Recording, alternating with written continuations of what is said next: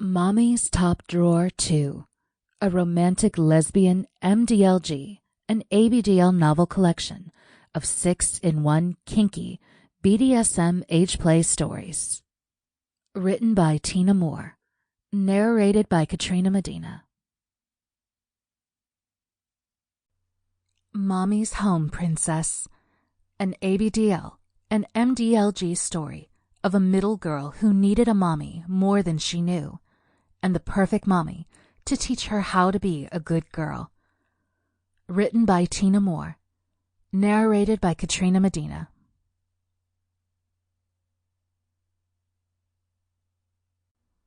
Chapter 1. Well, well, what do we have here? Samantha quietly said as she sat down in a cafe after work, opening up the newspaper. Samantha was a regular at the cafe and would stop in for a caramel latte after work most days. She worked downtown in a busy office as the HR manager. After being at the company for over 10 years, she had become bored with the day-to-day tasks that awaited her every morning. She took comfort in the fact that at least her job was easy and gave her time to get her nails done during her lunch break or go shopping with her friends. At 45, her figure was beginning to show her age, with her hips having gained a few extra kilos over the last year, and her large breasts starting to grow heavy. Yet, apart from this, she still looked like a glamour model and never had a hard time finding women to share the night. Her hair shone chestnut and chocolate brown through the window of the cafe as she looked out the window and sighed.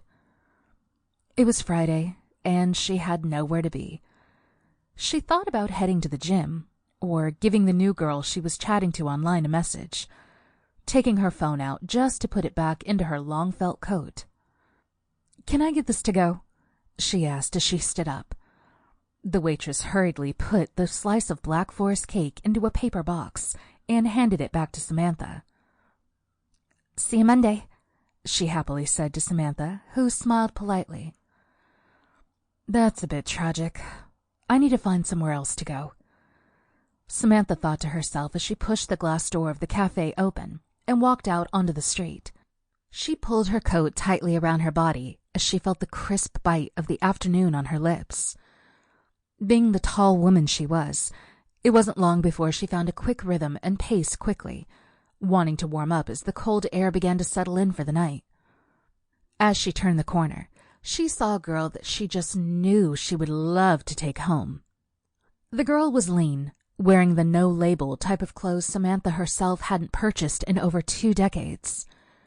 Her hair was a light blonde, and her green eyes looked up at Samantha as she passed her.